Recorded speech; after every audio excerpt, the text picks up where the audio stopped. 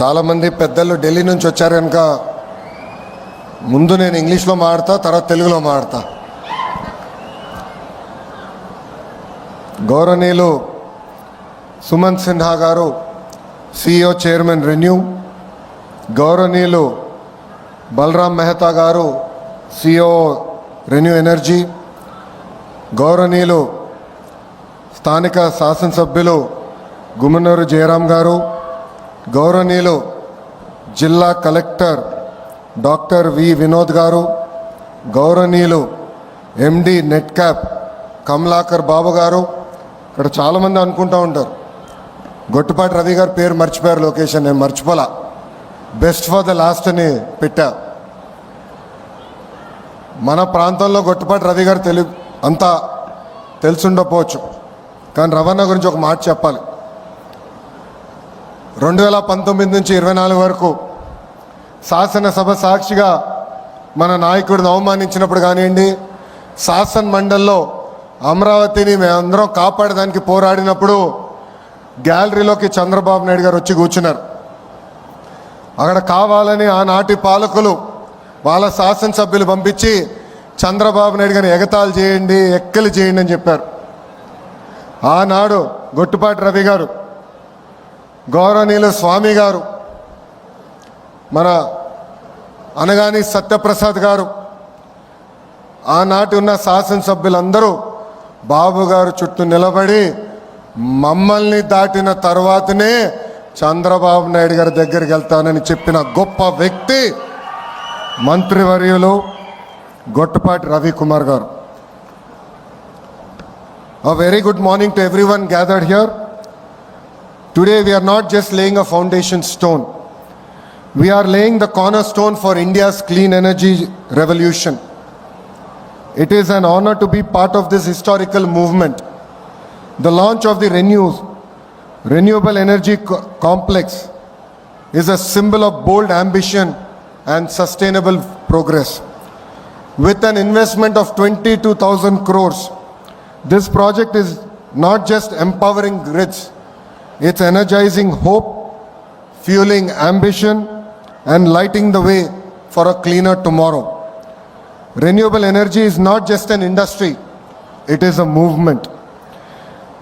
It is the bridge between what we dream today and what we owe to our future generations. Sunlight is free, wind is free, clean air is priceless. Why should our future generations come at a cost of our planet? From fossil fuels to future fuels, this is a leap we are making, and we are doing it with a sense of purpose.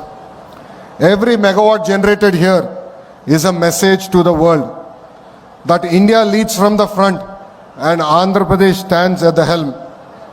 A heartfelt thank you to you, Mr. Sinha ji, Chairman and CEO of Renew, and the entire Renew team for placing your trust in Andhra Pradesh, India's rising green powerhouse.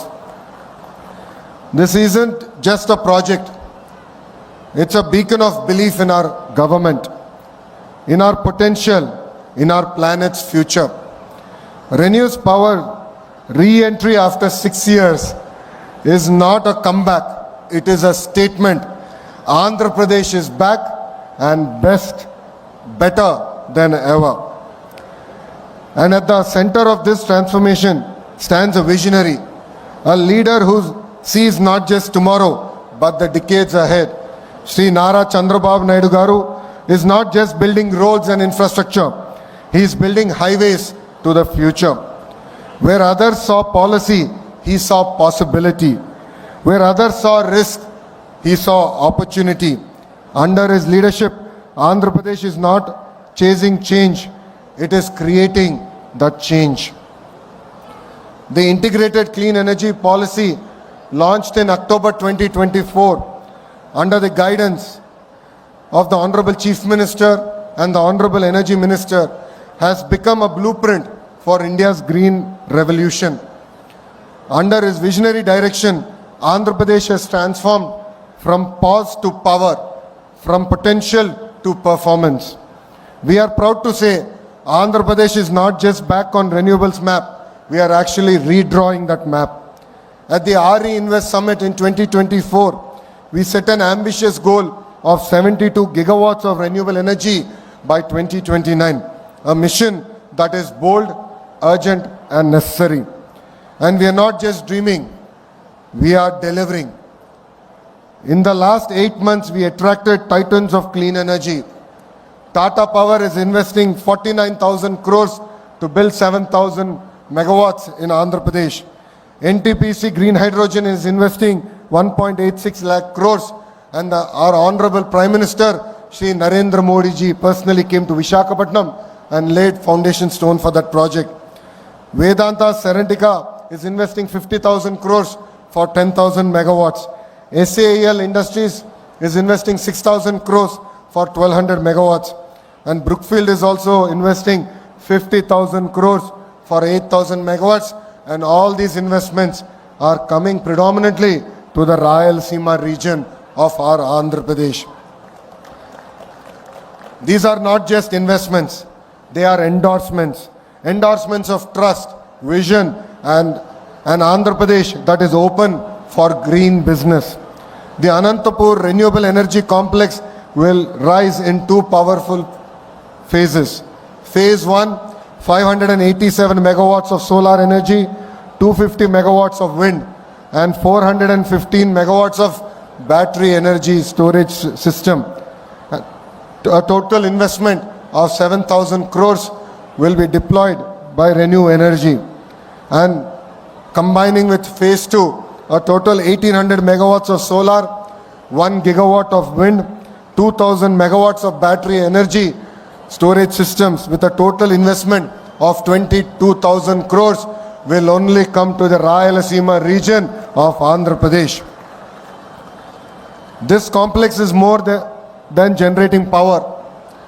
It will generate livelihoods, empower communities and energize our economy. After a 5-year lull, Andhra Pradesh is witnessing a green renaissance. A return of renewable energy majors like ReNew sends a loud and clear message that this is the decade of Andhra Pradesh. This is the dawn of clean Pradesh. Let us not forget, ReNew was one of the largest renewable energy investor in Andhra Pradesh before 2019. Despite the challenges of the past, they are back not just with investment but with conviction. Because when policies are strong, confidence returns, and when leadership is visionary, growth is inevitable. Mr. Sinha ji, your belief in our state and its future is really inspiring. Your return is not just a partnership, it is a reunion of vision and values. I was sitting next to Sinha ji. He was explaining various other projects as a group they want to undertake. I told him only one thing: give Andhra Pradesh the first opportunity and we will deliver on the speed of doing business, and we will ensure that you will call Andhra Pradesh and Rayalaseema your home soon. To all the government officials and the partners who made today possible, thank you very much for being the wind beneath Andhra Pradesh's green wings. We are not just laying concrete here, we are laying a vision of cleaner, greener and greater Andhra Pradesh. I would request all my cabinet colleagues, MLAs, MPs, NETCAP and all concerned district officials to extend all support to such projects and ensure that they have absolutely zero difficulty. The collector is also here. He has to take up the responsibility and lead from the front. The Honorable Energy Minister is also here.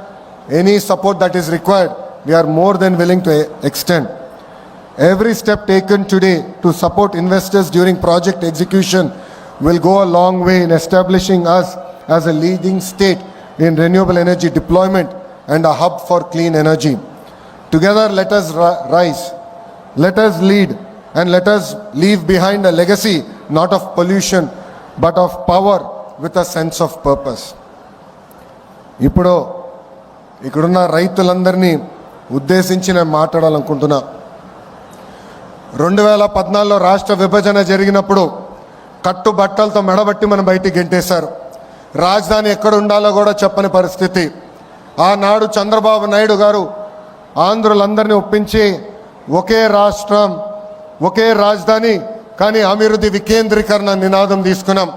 దాంట్లో భాగంగా అనంతపూర్కి Kia మోటార్స్ని తీసుకొచ్చాం. ఆనాడే అనంతపూర్ జిల్లాకి Jackie లాంటి పరిశ్రమలు తీసుకొచ్చాం. ఏకంగా అనంతపూర్ కర్నూలు జిల్లాని రెన్యూవబుల్ ఎనర్జీ హబ్గా తీర్చిదిద్దాల లక్ష్యంతో అడుగులు వేసాం, పునాదులు వేసాం. కానీ ఒక్క అవకాశం అన్న మాట ఎన్ని గడిచిన 5 సంవత్సరాలు రాష్ట్రం దారి తప్పింది. దానివల్ల తీవ్రంగా నష్టపోయింది ఆంధ్ర యువకులు. ఎక్కడ ఉద్యోగాలు ఉపాధి లేని పరిస్థితి.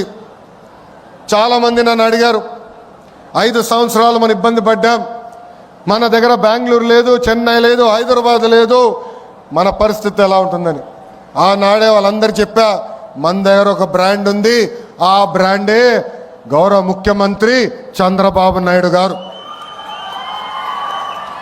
ఈరోజు సిన్హా గారు ఇంత దూరం వచ్చి ఈ ప్రాజెక్ట్ ఆంధ్ర రాష్ట్రంలో పెడుతున్నారంటే దానికి కారణం మన బ్రాండ్ బాబు. ఈరోజు పెద్ద ఎత్తున టీసీఎస్ ఉత్తరాంధ్రలో పెట్టుబడులు పెడుతున్నారంటే దానికి కారణం ఒక బ్రాండ్, అది బాబు గారు. ఇట్లా పెద్ద ఎత్తున పెట్టుబడులు తీసుకొస్తున్నాం. గౌరవ మంత్రి గారు ఇప్పుడే చెప్పినట్లు బాబు సూపర్ 6లో తొలి హామీ 20 లక్షల ఉద్యోగాలు కల్పిస్తామని. దాంట్లో భాగంగా ఈ ప్రాజెక్ట్ మన ప్రాంతాన్ని తీసుకొచ్చాం. వెనుకబడిన రాయలసీమ జిల్లాకి ఈరోజు తీసుకొస్తాం జరుగుతుంది. ఇక్కడున్న రైతులందరినీ నేను మనస్ఫూర్తిగా అభినందిస్తున్నా. ఇక్కడ ప్లాంట్ వస్తుందంటే మీరు ముందుకు వచ్చి భూములు ఇచ్చారు. తద్వారా కనీసం 10,000 మందికి స్థానిక యువకులకి ఉద్యోగాలు ఉపాధి కల్పించే బాధ్యత తెలుగుదేశం పార్టీ తీసుకుంటుంది. గౌరవ ముఖ్యమంత్రి గారు ఒక టార్గెట్ పెడితే మేము అందరం సీరియస్గా తీసుకుంటాం. 78 గిగావాట్లు ఏకంగా ఆంధ్ర రాష్ట్రానికి తీసుకురావాలని చెప్పారు. విద్యాశాఖ మంత్రిగా నేను అధికారులకు ఆదేశాలు జారీ చేశాను. కంపెనీలతో సెంటర్ ఆఫ్ ఎక్సలెన్స్ ఏర్పాటు చేశాం. వాళ్ళకు కావాల్సిన దానికి మన యువకులను తీసుకుని ట్రైనింగ్ అందజేసి ఏకంగా వాళ్ళ కంపెనీలోనే ఉద్యోగాలు ఉపాధి కల్పించే బాధ్యత మేము తీసుకుంటాం. ఈ ప్రాజెక్ట్ వల్ల రాబోయే రోజుల్లో మన కరెంటు ఛార్జీలు తగ్గుతాయి. గడిచిన 5 సంవత్సరాలు 1 మెగావాట్ కూడా రాలేదు, 1 బ్యాటరీ స్టోరేజ్ సిస్టమ్ రాలేదు. గడిచిన 5 సంవత్సరాలు వాళ్ళు చేసిన తప్పుల వల్ల ఈరోజు మనందరం ఏకంగా భారం పడుతుంది, మన పైన పడింది. మనం డబ్బులు చెల్లించాల్సిన పరిస్థితి వస్తుంది. అందుకే ఇలాంటి ప్రాజెక్టులు తీసుకొచ్చి కరెంటు ఛార్జీలు తగ్గించే లక్ష్యంతో మీ ప్రభుత్వం పనిచేస్తుందని ఈ సభాముఖంగా తెలుపుతున్నా.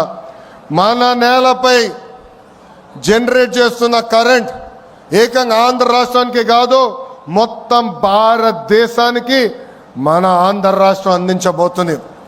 గౌరవ ప్రధానమంత్రి నరేంద్ర మోడీ గారు ఒక విజన్, ఒక సంకల్పంతో పనిచేస్తున్నారు. మనం చూసాం, ఉగ్రవాదులు మన భూభాగంలోకి వచ్చి అమాయకులను చంపారు.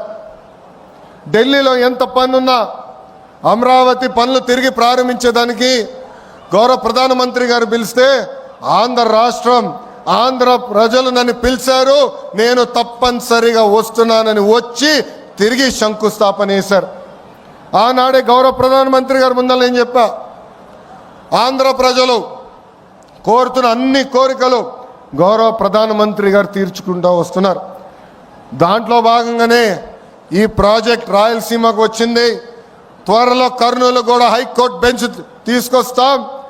గౌరవ ప్రధానమంత్రి గారిని కూడా రాయలసీమ గడ్డపైకి తీసుకొస్తామని ఈ సభాముఖ రాయలసీమ ప్రజలు కూడా తెలుపుతున్నాం. గడిచిన 5 సంవత్సరాలు రోడ్లు కాదు, రోడ్ల పైన పడిన గుంతలు కూడా రిపేర్ చేయలేదు. గడిచిన 5 సంవత్సరాలు 1 పెట్టుబడి రాలేదు, 1 ఐటీ కంపెనీ తీసుకురాలేదు. పొద్దున్న లేచిన దగ్గర నుంచి రాత్రి వరకు మేము అన్ని తలుపులు తడుతున్నాం, అన్ని గడపలు తొక్కుతున్నాం. దాంట్లో భాగంగా నేను డావోస్కి వెళ్ళా. సిన్హా గారు గౌరవంగా నన్ను భోజనం పెట్టి పిలిచారు. ఆ భోజనంలో ఆయన ఒకటే చెప్పారు, గడిచిన 5 సంవత్సరాలు ఎన్ని కష్టాలు పడ్డాం, కానీ ఈసారి బాబు గారు తిరిగి వచ్చారు. నువ్వు అడుగుతున్నావు, అందుకే నేను ఆంధ్ర రాష్ట్రంలో పెట్టుబడి పెడతా, ప్రత్యేకంగా రాయలసీమ ప్రాంతంలో పెట్టుబడి పెడతానని చెప్తాం జరిగింది. సిన్హా గారినే కాదు, టాటా సన్స్ చైర్మన్ చంద్ర గారిని కూడా కలిసా. 3 గంటల సేపు ఆయన ఆఫీస్లో నేను కూర్చుని మాట్లాడా. దాంట్లో భాగంగానే టాటా ఎనర్జీ వచ్చింది, టీసీఎస్ వచ్చింది, ఇంకా అనేక పెట్టుబడులు కూడా టాటా లాంటి సంస్థలు పెడుతున్నాయి. ఇవన్నీ మీకు ఎందుకు చెప్తున్నానంటే, ఇక్కడ చాలామంది నిరుద్యోగ యువతి యువకులు ఉన్నారు, తల్లిదండ్రులు ఉన్నారు. ఒక లక్ష్యంతో మేము పనిచేస్తున్నాం, ఒక కసితో మేము పనిచేస్తున్నాం. అది 20 లక్షల ఉద్యోగాలు ఆంధ్ర రాష్ట్రానికి తీసుకొచ్చేదానికి. డిఎస్సి నోటిఫికేషన్ ఇచ్చాం, 16,347 టీచర్ పోస్టులు కూడా వచ్చే నెలలో భర్తీ చేసే బాధ్యత కూడా కూటమి ప్రభుత్వం తీసుకుంటుందని ఈ సభాముఖ నిరుద్యోగ యువతి యువకులందరికీ హామీ ఇస్తూ, నాకు ఇంత అద్భుతమైన అవకాశం ఇచ్చిన మీ అందరికీ పేరు పేరున నా హృదయపూర్వక ధన్యవాదాలు తెలుపుకుంటూ, ఇలాంటి పెద్ద పరిశ్రమలు వచ్చినప్పుడు ఆహ్వానించాలి, పెట్టుబడులు పెట్టించాలి. సమస్యలు ఉండొచ్చు, మేమందరం ఉన్నాం పరిష్కరించేదానికి. గౌరవ శాసనసభ్యులు ఉన్నారు, మంత్రి గారు ఉన్నారు, నేనున్నాను. మీకు అండగా నిలబడతాం, మీ తరపున మేము మాడతాం. కానీ పెట్టుబడి రావాలి, పెట్టుబడులు వస్తేనే మన పిల్లలకి ఉద్యోగాలు వస్తాయి. దయచేసి ఇది అందరూ గుర్తుపెట్టుకోవాలని ఈ సభాముఖం మీ అందరు తెలుపుకుంటూ మీ అందరి దగ్గర నుంచి సెలవు తీసుకుంటున్నా. అందరికీ నమస్కారం. జై హింద్, జై హింద్, వందే వందే. అందరికీ నమస్కారం.